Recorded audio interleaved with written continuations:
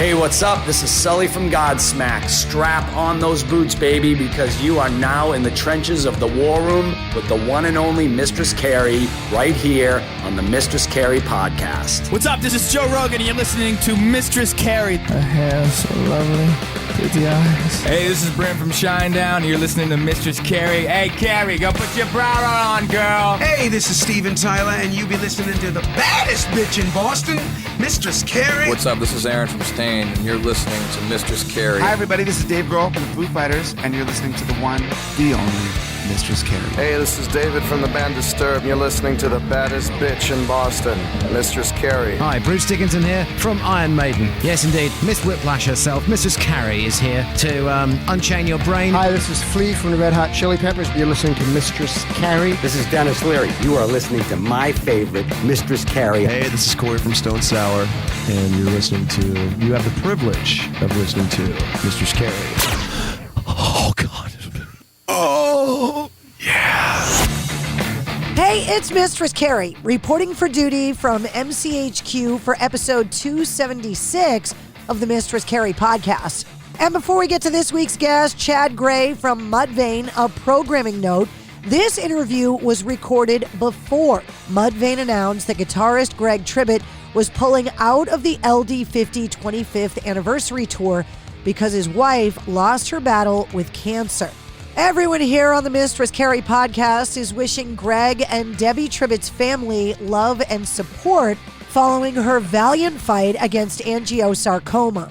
After the guys from Mudvayne reunited 4 years ago and hit the road, they decided to get back in the studio and start working on new music. First releasing the song Hurt People, and now they've released the new song Sticks and Stones. Mudvayne have got 2 tour stops in New England, October 25th at the MGM Music Hall at Fenway and October 26th at the Mohegan Sun Arena in Connecticut. You can get the links to get tickets for both shows in the show notes of this episode. I'm so excited to have Chad on the show. It has been too long since we've talked, so allow me to introduce you to Chad Gray from Mudvayne. How are you doing? Oh my God, I feel like I haven't seen you in 1,000 years.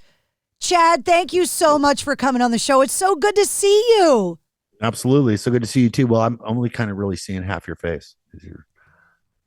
How much of my face do you need to look at? Oh, well, I kind of like the whole thing. Aww. You're cut off right here, but it's fine. Last time I saw you, you were on the original reunion tour and your face is always covered with makeup. It's weird to see you not covered with makeup. I know. People are probably like, dude, please put on some makeup. Sorry. I could not be happier that Mudvayne is back. I'm sure you've heard that a lot, but I'm so happy. I know, me too. It's been really cool, man. I'm loving the response to everything, and yeah, just like this is truly being back. You know what I mean? We came back 4 years ago. Like I said, I was telling somebody earlier, like, you know, the ground was noticeably shaking around us. You know what I mean? It's like people were genuinely excited, and you know, this is the reason I came back, was to continue the legacy. I think we went away before people wanted us to. And, you know, it's taken a minute, but yeah, like we're fully back now. We're officially back with this new music. So, and I love the response, man. I'm so happy for my fans. And I don't think they could ever begin to understand how much I love them and just how much I respect them and value their opinion. So it means a lot to me to hear the outreach.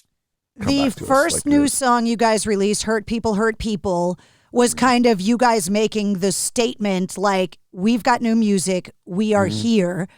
By the time people hear this interview, the new song is going to be out.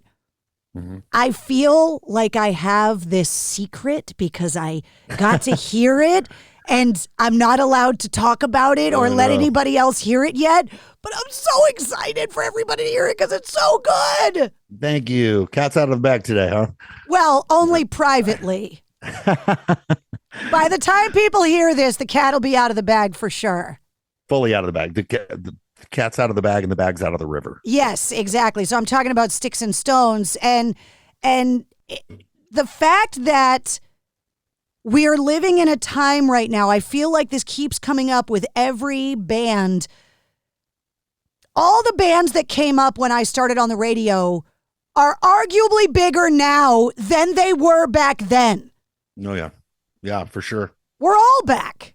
Yeah, we had to go away for 12 years. But when we came back, I was like, whoa, so it was awesome. It's awesome to be back, man. It's awesome. Like, I love, the connection I have with my fans. I love what we do when we're on stage. I mean, that's the most important part of me being on stage. It's not about ego. It's not about look at me, I'm the singer, blah, blah, blah. It's about me having a connection with the people standing in front of me, because I'm giving them something, they're giving it right back. And it's just this crescendo to bedlam and the circumvention of energy that's happening. It's remarkable. I mean, I know it from the fan side, and for me, from that side of it, it's incredibly remarkable. It's like, this is really happening. Like, you know what I mean? It's something very, very special that we have. Was there a pressure that you either felt or put on yourself to make this new album as good as it is because you were away for so long? Yeah. I mean, it's always, that's just me. I just put tremendous amount of pressure on myself no matter what. But I mean, I think that, I've got to, you got to walk through that fire to get where you want to get, you know what I mean? And that's the writing process, and it's just like, I'm not like the bad guy in Seven where I've got like notebooks laying around full of song lyrics. Like, I get the song, I get the composition, and I'll bash my head on the top of the desk for days trying to build a connection with it. I'm like, I want the song to speak to me. I want to write about what the song's trying to tell me to write about. So that's always a process. But then, there's a lot of rough edits and stuff, and you just tweak it and fine tune it and get it to where you want it to be, and to where I'm happy and proud of it. And when I'm happy and proud of it, people are probably going to love it, because that's just me. Is it lyric first, melody first, riff first for you? Where's it come from? Usually melody, just like when I hear whatever I hear, it's like, usually I'll come up with something. But even with melody, it's like, is this good enough? You know what I mean? It's just like kind of, and there's a lot of flush and forget it's, you know what I mean? I do that a lot, where I'd like come up with something, and even if I really love it, I'll just set it aside and try to come up with something else. And then if I do, I set it aside and I try to come up with something else, and just whatever wins. And then usually in that melody, there'll be some kind of, cadence to it, which brings like kind of syllabation and lyrics involved, like into it. And I really do feel like the song is talking to me. You know what I mean? I really do feel like it was, everything I've written, I just kind of let the music speak. But I think that, again, it goes back to connection. It's about having a connection with the energy that is music, that's just kind of floating around out there in the ether, so that's how I do it anyway. Is it different with the band now than it was before? Because you're all back, you're all working on music. Is the dynamic with just you guys different? I mean, it's just like any relationship, they're ever changing, right? And they're tough. They're like, I'm married. It's one person. There's sex involved. I have asked that question so many times. Is it harder to keep a band together or a marriage together? Very few people say that marriage is harder than the band. I'm still married. Yeah. But you're literally trying to balance a very intense relationship. Not only are you creating together, which, wow, that alone is in and of itself is big, because there's 4 different opinions, but you're in business together. How many business relationships fail, and somebody screws somebody, you know what I mean? So it's like, you're doing business together, you're creating together. There's ego, there's this, there's that, and there's no sex. So and you got to travel not in our together. band anyway. Yeah. And you got to travel together, and bands talk. Somebody described it as living in a tube together. Mm-hmm. And that alone is stressful. I remember when I first started touring and just like really feeling the pangs of touring life. and you pull up and you're in the big shiny bus and you get off because you got to run inside because you got to shit and you can't do that on the bus. And like you get stopped by fans outside. And you're like, dude, seriously? I ain't got time to talk, but like, man, what's it like being on the road? It's like, invite 10 of your closest friends or family members into your bedroom for 6 weeks. Yeah. That's it. I mean, that's really what it is. I mean, the bus is really cool looking outside, but there's a lot of dudes on it. You know what I mean? It's just, that's good advice for fans. Don't ever stop the band coming off the bus because they're probably going someplace important. Get them when they're going back on the bus. They'll give you all the time in the world when they're going back. If you got somebody just blows right by you, just don't take it personal. Tell me when, if you can, details about the album and the idea of releasing singles versus a full body of work, because that's an argument that every band is trying to tackle right now with the streaming stuff that really wasn't a factor the last time you guys released a record. Yeah, it was a long time ago. It was funny because like I had this kind of idea of the world we're living in now a long time ago, and I wanted to, my inspiration for it was like, it made me like, what gave me the idea was remembering a Metallica single that I had, and it had Bread Fan and the Prince on it. I haven't heard somebody Remember say those? that word in so long. Well, that and 45s. Think about it, to Elvis and Ray Charles and stuff like that. They would release like the money track and then a B-side, and I just thought it would be so cool and very Mudvayne to go, hey, let's release a never ending record, to where the body, it doesn't sum up. There's a beginning and an end.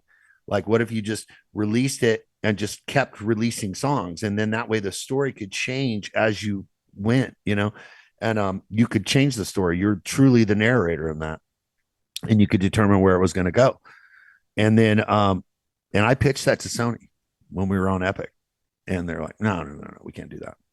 We need the first week numbers, because that was a big deal back then, right? Yeah. The first week numbers, which is so crazy because the first week numbers are about them getting every nickel that they laid out back in 1 week. And that's the only thing it's for, and they're like, we need the first week numbers. So then I left there and I went to another label and I pitched to that president. No, we need the first week numbers. I'm like, okay. And then boom, now this is the world we live in, right? Yeah. But it's cool. The one cool thing, and I know that fans are probably like, man, it sucks they don't release full albums anymore.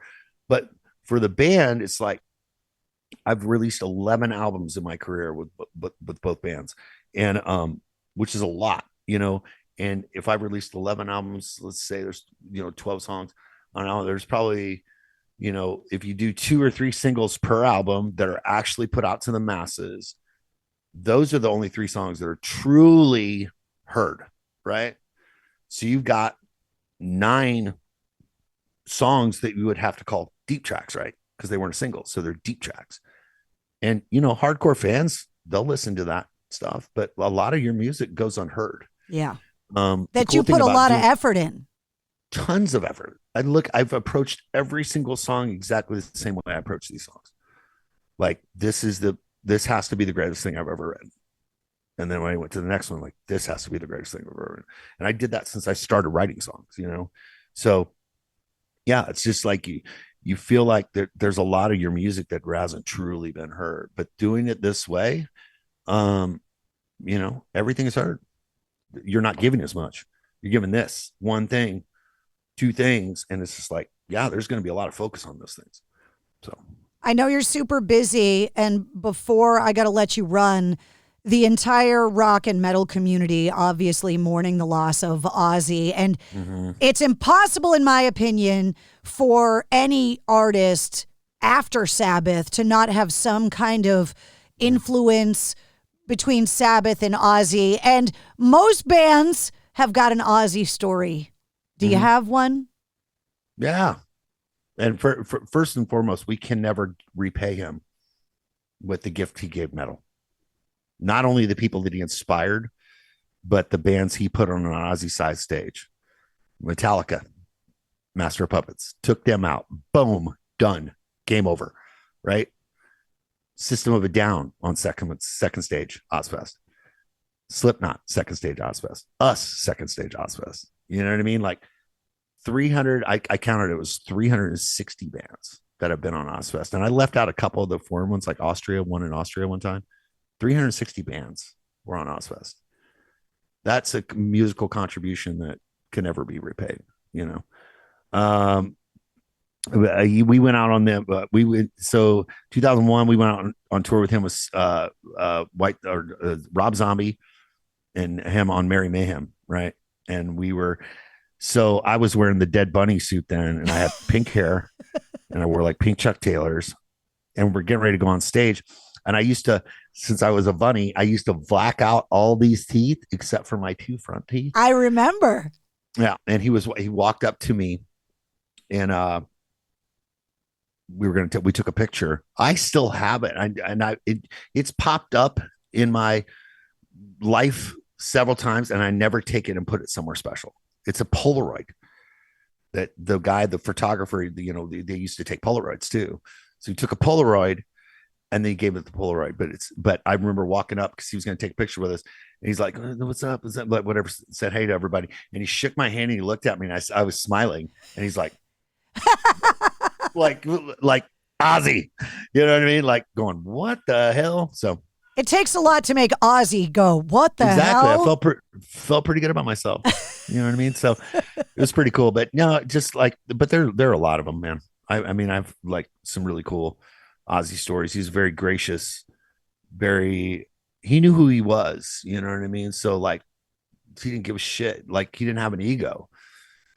Like, he wasn't like, he'd proven himself. You know People what I mean? that cool don't need to have an ego. No, not at all. But he was comfortable in his skin.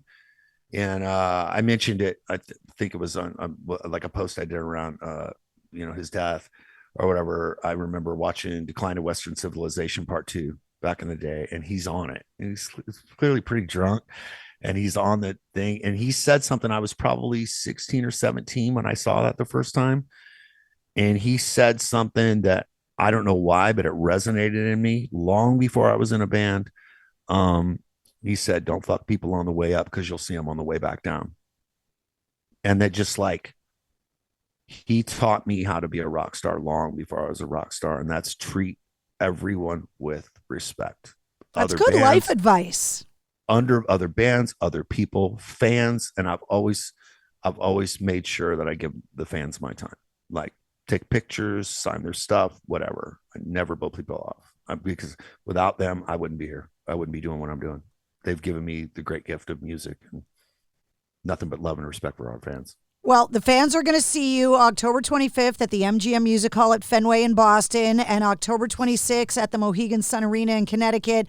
I cannot wait to see the show. I know. I'm so glad that you're coming. Hell yeah, I'm coming. You think I would miss that shit? Absolutely.